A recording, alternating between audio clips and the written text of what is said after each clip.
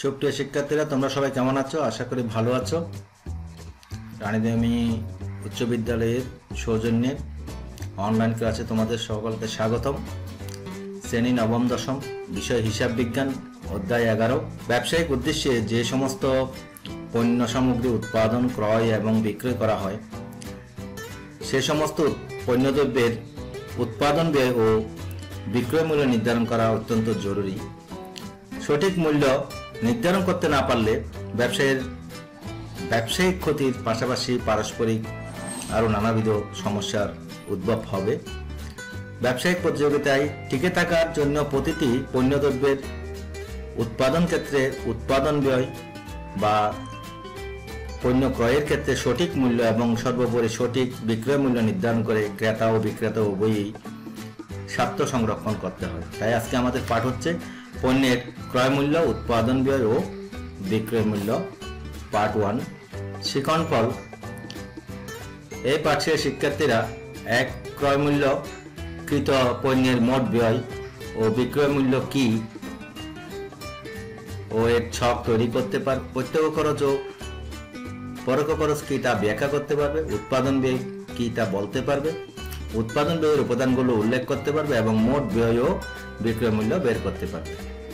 সুপ্রিয় শিক্ষার্থীরা, তোমাদের আজকে আমি শুধু এই শিক্ষণফলগুলো নিয়ে আলোচনা করব। এর পরবর্তী ক্লাসে আমরা অঙ্কগুলো নিয়ে আলোচনা করব। ক্রয় মূল্য ও বিক্রয় মূল্য নিরূপণ কিভাবে করতে হয়।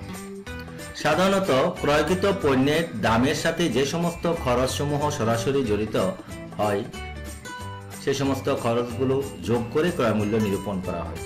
ক্রয়কৃত পণ্যকে বিক্রয় উপযোগী করা বা ভোক্তার নিকট পৌঁছানো পর্যন্ত যাবতীয় পরোক্ষ খরচ যোগ করে মোট ব্যয় পাওয়া যায়। এর সাথে প্রত্যাশিত মুনাফা যোগ করে বিক্রয় মূল্য নিরূপণ করা হয়। আমরা এটা তোমাদের ছক আকারে দেখাবো।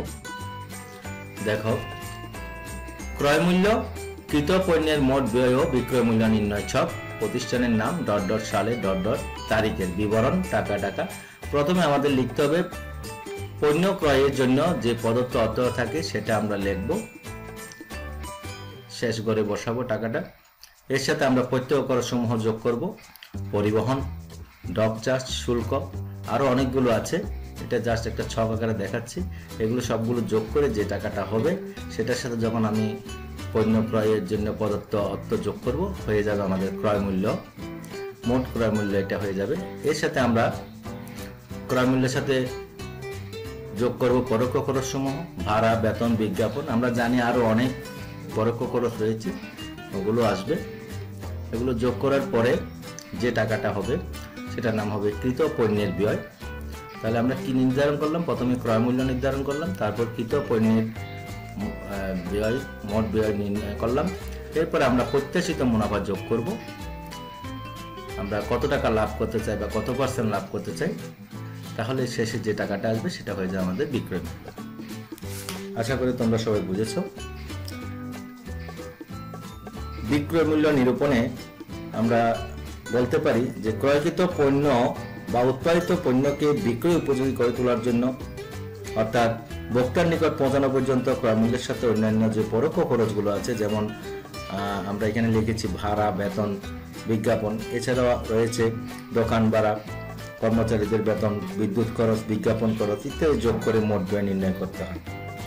এরপরে আমরা বলেছি কি প্রত্যাশিত মুনাফা আমরা যোগ করে বিক্রয় মূল্য নির্ধারণ করব। এরপর দেখো, তোমাদের কিছু প্রত্যক্ষ খরচ আমি ছবি আকারে দিচ্ছি। প্রত্যক্ষ খরচের মধ্যে প্রথমে দেখতে পাচ্ছি আমরা জাহাজ ভাড়া, রেল ভাড়া, ট্রাক ভাড়া, উড়োজাহাজ ভাড়া। আমরা কিন্তু প্রথমে প্রশ্নে দিয়েছিলাম প্রত্যক্ষ খরচে শুধুমাত্র পরিবহন, ডক চার্জ ও শুল্ক। এখন আমি আরো কিছু এখানে অ্যাড করেছি, তোমরা এগুলো মনোযোগ দিয়ে দেখবে এবং খাতায় নোট করে নেবে। এগুলো প্রত্যক্ষ খরচের অন্তর্ভুক্ত। এখানে জাহাজ ভাড়া আসতে পারে, রেল ভাড়া আসতে পারে, ট্রাক ভাড়া আসতে পারে, উড়োজাহাজ ভাড়া আসতে পারে। এরপরে দেখো আরো আছে কি ক্লিয়ারিং চার্জ, ঘোড়ার গাড়ি ভাড়া, ভ্যান গাড়ি ভাড়া, গরুর গাড়ি ভাড়া, এগুলো সবগুলো প্রত্যক্ষ খরচ। এরপরে দেখো টোল খরচ, এরপর ক্লিয়ারিং চার্জ, এটা আগেও দিয়েছি অবশ্য, আমদানি শুল্ক, এগুলো প্রত্যক্ষ খরচ। তারপর দেখো আরো বিদ্যুৎ ও জ্বালানি খরচ, শ্রমিকের মজুরি, ডক চার্জ, পণ্য খালাস খরচ, এগুলো সবগুলো প্রত্যক্ষ খরচ, কিন্তু আমরা সবগুলো ছকে অ্যাড করে নিই, তোমরা এই জন্য এগুলো নোট করে নেবে। তারপর দেখো গুদাম ভাড়া, কর্মচারীর বেতন, টেলিফোন বিল, দোকান ভাড়া, এগুলো হচ্ছে কি পরোক্ষ খরচ। অর্থাৎ উৎপাদনের সাথে সরাসরি যেগুলো জড়িত নয় সেগুলো হচ্ছে পরোক্ষ খরচ। একটু দেখো আর তোমরা লিখে নাও এগুলো। এরপরে আরো আছে সুদ, পাবলিক কমিশন, অনাদায়ী পাওনা, বহির্মুখী বহন খরচ, রপ্তানি শুল্ক, গণসংযোগ খরচ, অবচয় ইত্যাদি। এরপরে দেখো অফিস ভাড়া, তারপর আপ্যায়ন খরচ, তারপর হচ্ছে বিজ্ঞাপন, এগুলো সবগুলো হচ্ছে পরোক্ষ খরচের অন্তর্ভুক্ত। এরপরে আমরা আসব উৎপাদন ব্যয়ে। উৎপাদন ব্যয় কি? স্বাভাবিকভাবে কোনো পণ্য উৎপাদন করতে যে ব্যয় হয় তার সমষ্টি হচ্ছে উৎপাদন ব্যয়। কোনো অর্থনৈতিক সম্পদ অর্জনের জন্য যে মূল্য ত্যাগ করা হয় তাকে বলা হয় ব্যয়। সংক্ষেপে বলা যায় ব্যয় হচ্ছে মূল্য হিসেবে কিছু দেয়া বা ত্যাগ করা। সুতরাং সহজ ভাষায় বলা যায় যে কোনো পণ্য বা সেবা সৃষ্টি বা উৎপাদন করতে যে মূল্য ত্যাগ করা হয় বা খরচ করা হয় তাকেই উৎপাদন ব্যয় বলা হয়। এরপর দেখো উৎপাদন ব্যয়ের যে উপাদানগুলো আছে সেগুলো আমরা একটু দেখি। কাঁচামাল, শ্রম বা মজুরি, আরোপণযোগ্য খরচ। তারপর দেখো কাঁচামালকে দুইটা ভাগে ভাগ করা হয়েছে, একটা হচ্ছে প্রত্যক্ষ কাঁচামাল, একটা পরোক্ষ কাঁচামাল। শ্রমকেও বা মজুরিকেও দুই ভাগে ভাগ করা হয়েছে, একটা হচ্ছে প্রত্যক্ষ মজুরি আর একটা হচ্ছে পরোক্ষ মজুরি। আর আরোপণযোগ্য খরচকে দুই ভাগে ভাগ করা হয়েছে, এটা একটা হচ্ছে প্রত্যক্ষ খরচ ও আরেকটা হচ্ছে পরোক্ষ খরচ। তাহলে আমরা একটু প্রত্যক্ষ কাঁচামালটা একটু দেখি। প্রত্যক্ষ কাঁচামাল, পরোক্ষ কাঁচামাল, যেমন বই উৎপাদনে কাগজ, আসবাবপত্র তৈরিতে কাঠ, চটের জন্য পাট, চিনির জন্য ইক্ষু, সুতার জন্য তুলা কিংবা কাপড়ের জন্য সুতা, এগুলো হচ্ছে প্রত্যক্ষ কাঁচামালের উদাহরণ। অর্থাৎ যে কাঁচামাল উৎপাদিত পণ্যের প্রধান উপাদান এবং এর খরচ সহজে ও সরাসরি উৎপাদিত দ্রব্যের ব্যয়রূপে চিহ্নিত করা যায় তাই হচ্ছে প্রত্যক্ষ কাঁচামাল। তাহলে আমরা প্রত্যক্ষ কাঁচামালের উদাহরণ পেলাম। এবার আসি পরোক্ষ কাঁচামালে। পরোক্ষ কাঁচামাল কোনগুলো? যেমন শার্ট তৈরির জন্য সুতা বা বোতাম, আসবাবপত্র তৈরির জন্য প্যারেট, জুতা তৈরির আঠা ইত্যাদি, এগুলো হচ্ছে পরোক্ষ কাঁচামাল। প্রত্যক্ষ কাঁচামাল বাদে অন্য সমস্ত ধরনের মালামাল পরোক্ষ কাঁচামাল বলে। অর্থাৎ যেসব কাঁচামাল উৎপাদনের জন্য সরাসরি জড়িত নয় সেগুলো হচ্ছে পরোক্ষ কাঁচামাল। তারপর আমরা আসি শ্রম মজুরি। এটাকেও দুই ভাগে ভাগ করা হচ্ছে, প্রত্যক্ষ শ্রম মজুরি ও পরোক্ষ শ্রম মজুরি। এখানে আমরা ছবিতে দেখতে পাচ্ছি কারখানায় শ্রমিকের মজুরি। আমরা একটু বিশ্লেষণ করি প্রত্যক্ষ শ্রম বা মজুরি কি। কোনো দ্রব্য উৎপাদন করতে সরাসরি যে শ্রম জড়িত থাকে তাকে প্রত্যক্ষ শ্রম বলে। অর্থাৎ যেসব কারখানার শ্রমিক কাঁচামাল থেকে পণ্যকে সম্পূর্ণ উৎপাদনের দিকে নিয়ে যায়, অথবা যারা আংশিক উৎপাদন স্তর থেকে আরম্ভ করে উৎপাদনটিকে পূর্ণতা দিয়ে থাকে তাদের মজুরিকে প্রত্যক্ষ মজুরি বলে। যেমন পাট কলে শ্রমিকের মজুরি, কাপড় বয়নের মজুরি, আসবাবপত্র প্রস্তুতের মিস্ত্রি কাজ ইত্যাদি। এরপরে আসি আমরা পরোক্ষ শ্রম বা মজুরি। যেমন গার্মেন্টস কারখানার ম্যানেজারের বেতনকে পরোক্ষ শ্রম বলা হয়। অর্থাৎ তার শ্রমটা সরাসরি উৎপাদনের কাজে জড়িত নয়, তাছাড়া তার সকল শ্রমের ফলে উৎপাদনের পরিমাণ বৃদ্ধি পায়। আরোপণযোগ্য খরচ এখানেও দুই ভাগে ভাগ করা হয়েছে, প্রত্যক্ষ খরচ এবং পরোক্ষ খরচ। আমরা ছবিতে দেখতে পাচ্ছি দালান কোঠা নির্মাণে বিশেষ কংক্রিট মিক্সারের ভাড়া। অর্থাৎ প্রত্যক্ষ খরচগুলো কিরকম? প্রত্যক্ষ কাঁচামাল বা মজুরির আওতাভুক্ত না হয়েও যে সকল খরচ পণ্যের সাথে সরাসরি চিহ্নিত করা যায় তাকে আমরা প্রত্যক্ষ খরচ বলি।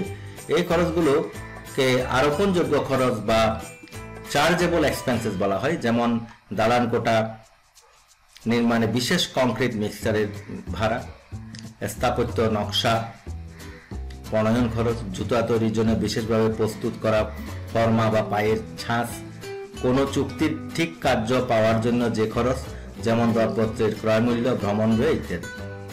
এরপরে আমরা পরোক্ষ খরচ হিসেবে দেখতে পারি যে ব্যয় উৎপাদিত প্রত্যেকটি পণ্যের জন্য আলাদাভাবে চিহ্নিত করা যায় না তাকে পরোক্ষ ব্যয় বলে। যেমন একটি টেবিল তৈরি করতে কতটুকু পেরেক খরচ হয়েছে তা চিহ্নিত করা যায় না।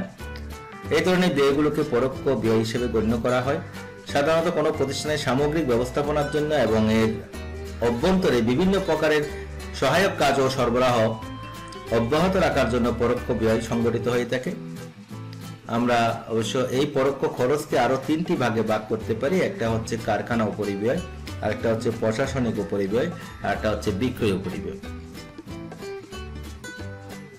এরপরে আমরা আসি উৎপাদনের ব্যয়ের উপাদানগুলো দ্বারা নিম্নলিখিতভাবে মোট ব্যয় এবং বিক্রয় মূল্য বের করা যায়। আমরা এই ছকটা ভালো করে শিখবো এবং দেখবো। দেখো, প্রথমে আছে মুখ্য ব্যয়। মুখ্য ব্যয় সমান কি? প্রত্যক্ষ কাঁচামাল যোগ প্রত্যক্ষ শ্রম যোগ প্রত্যক্ষ খরচ। পরীক্ষার প্রশ্নে আসলে মুখ্য ব্যয়ের সূত্রটি লেখো, তখন আমরা এটা বসিয়ে দিতে পারবো।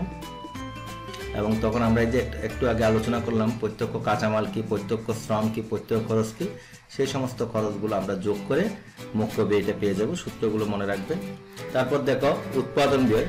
এখানে যে আমরা প্রত্যক্ষ কাঁচামাল, প্রত্যক্ষ শ্রম, প্রত্যক্ষ খরচ যোগ করে আমরা পেয়েছি মুখ্য ব্যয়। সেই মুখ্য ব্যয়ের সাথে আমরা কারখানা উপরিব্যয় যদি যোগ করে দিই তাহলে হয়ে যাবে উৎপাদন ব্যয়। তাহলে আমরা একটু কারখানা উপরিব্যয়টা নিয়ে একটু আলোচনা করি। এটা অবশ্য আলোচনা করা হয়নি প্রথমে। কারখানা উপরিব্যয়। কারখানায় ব্যবহৃত প্রত্যক্ষ কাঁচামাল এবং প্রত্যক্ষ শ্রম ব্যতীত উৎপাদনের অন্য যাবতীয় পরোক্ষ খরচকে কারখানা উপরিখরচ বলা হয় বা কারখানা উপরিব্যয় বলা হয়। যেমন কারখানা ভাড়া, অগ্নি বীমা, কারখানা বীমা খরচ, বিদ্যুৎ ও পানি সরবরাহ খরচ, জ্বালানি খরচ প্রভৃতি। তাহলে দেখো, আমরা এই কারখানা ব্যয়ের সাথে যখন মুখ্য ব্যয় যোগ করে দিয়েছি তখন হয়ে যাচ্ছে উৎপাদন ব্যয়। এরপরে আমরা আসবো মোট ব্যয়। মোট ব্যয়টা কিভাবে হবে?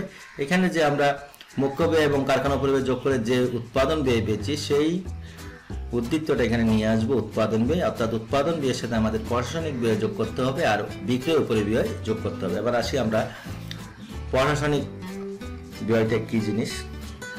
অফিস ও প্রশাসন সংক্রান্ত খরচকে আমরা প্রশাসনিক খরচ বলে থাকি। অর্থাৎ সমগ্র ব্যবসায় প্রতিষ্ঠানে পরিচালনা ও অফিস ব্যবস্থাপনার সাথে জড়িত পরোক্ষ খরচসমূহকে প্রশাসনিক খরচ বা উপরিব্যয় বলা হয়।